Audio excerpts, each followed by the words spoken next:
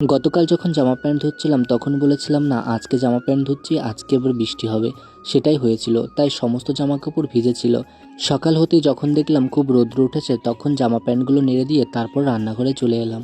ভাত তো অনেকক্ষণ আগে চাপিয়ে দিয়েছি, ভাত যখন উপরে হয়ে আসলো তখন ভাবলাম কি রান্না করব। এক দিদিভাই আমাকে এই খাবারটা পাঠিয়েছিল, নামটা দেখেছো? ধোকা। খাবারটা কিভাবে রান্না করতে হবে তিনি আমাকে ফোন করে বলে দিয়েছিল, তবে আমি সঠিকভাবে কিভাবে কি করতে হবে বুঝতে পারছিলাম না। কারণ দূর থেকে যতটা শোনা সম্ভব, কাজে করতে গেলে অনেকটাই অস্পষ্ট লাগে। খাবারের পিছনেও লেখা ছিল কিভাবে রান্না করতে হবে, কিন্তু সেটা দেখে রান্না করা অনেকটাই অনুমান করে রান্না করার সমান। সেহেতু আমি নিজে থেকেই ভাবলাম যে আমি একটু চেষ্টা করে দেখি নিজের মতো করে আমি আদৌ পারি কি না। তারপর আমি কিছু আলু কেটে নিয়েছিলাম। আচ্ছা, ধোকা খাবারটার নাম কেমন অদ্ভুত, তাই না? তোমরা হয়তো অনেকেই এই খাবারটা খেয়েছো, তবে এই খাবারটার নাম যখন আমি প্রথমবার শুনেছিলাম আমার অনেকটাই অদ্ভুত লেগেছিল যে এটাও আবার একটা খাবার নাকি। তবে সেটা রান্না করে খেতে কেমন লাগবে সেটাই দেখার পালা। তারপর ভাত যখন হয়ে গেল তখন আমি প্যাকেটটা কেটে বের করলাম আর দেখলাম এটা দেখতে অনেকটাই বেসনের মতো লাগছে। তারপর আমি অর্ধেক অংশ ঢেলে নিলাম। ভাবলাম সবটাই যদি রান্না করি এবং খাবারটা যদি নষ্ট হয়ে যায় তাহলে বেশ ভালো হবে না। সেহেতু অর্ধেকটা মতো রান্না করি, বাকি অর্ধেকটা কেমন কি হয় সেটা জেনে বা তোমাদের কাছ থেকে জেনে পরে রান্না করব। তারপর একটু গরম জল করে ভালো করে একটা পেস্ট তৈরি করে নিলাম। তারপর কড়াইটা গরম করে দিয়ে দিলাম কিছু পরিমাণ তেল, আর এর মধ্যে এই ধোকার পেস্টটা ভালো করে দিয়ে এটাকেই নাড়াচাড়া করতে লাগলাম। যেহেতু আমি প্রথমবার রান্না করছিলাম আমার ভয় লাগছিল, আর এটা আদেও রান্না হয়েছে কি না সেটাই ভাবছিলাম।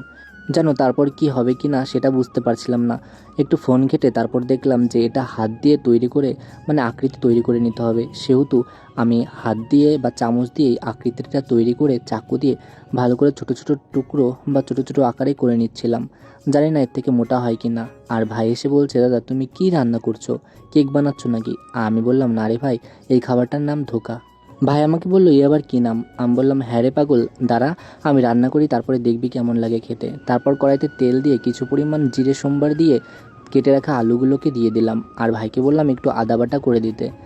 জিরের গুঁড়ো যেহেতু ছিল, আর জিরের গুঁড়ো আর লঙ্কার গুঁড়োটাই গুঁড়ো মশলা দিলাম, আর দিলাম একটু পরিমাণ আদা বাটা আর কিছু পরিমাণ জল দিয়ে আমি এই আলুগুলোকে ভালো করে ভাজছিলাম আর মশলাগুলোকে কষাচ্ছিলাম। যখন দেখলাম আমার কষানো সম্পূর্ণ হয়েছে তারপর দিয়ে দিলাম এর মধ্যে কিছু পরিমাণ জল, এবং তারপরে আলুগুলো যাতে তাড়াতাড়ি গলে যায় একটু ঢাকা দিয়ে রেখেছিলাম, আর দেখলাম আলুগুলো অনেকটাই গলে গেছে। তারপর এই ধোকার যে আকৃতিগুলো তৈরি করেছিলাম সেগুলোই তুলছিলাম। আচ্ছা দেখতে কত সুন্দর লাগছে তাই না? তবে খেতে কেমন লাগবে সত্যি বুঝতে পারছি না। আর আমি কিভাবে রান্না করলাম সেটা তো তোমাদেরকে বললাম।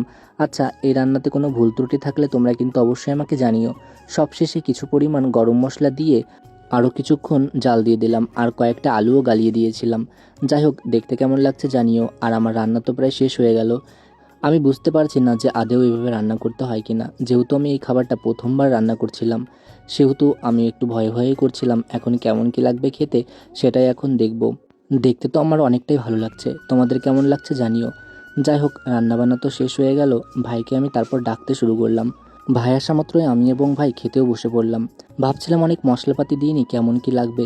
খেতে কিন্তু বেশ ভালো লাগছিল, আর এর স্বাদটা অনেকটাই সর্ষে বাটার মতো, একটু ঝাল ঝাল। আর ভাই খেয়ে বললো দাদা বেশ ভালো লাগছে। যাই হোক নতুন খাবার কেমন কি রান্না হবে এটা ভেবে ভয়ে ভয়ে রান্না করছিলাম, তবে নামটা যতই অদ্ভুত হোক না কেন খেতে বেশ ভালোই লাগছিল। আজ সকালে তোমরা কি রান্না করলে অবশ্যই আমাকে জানিও।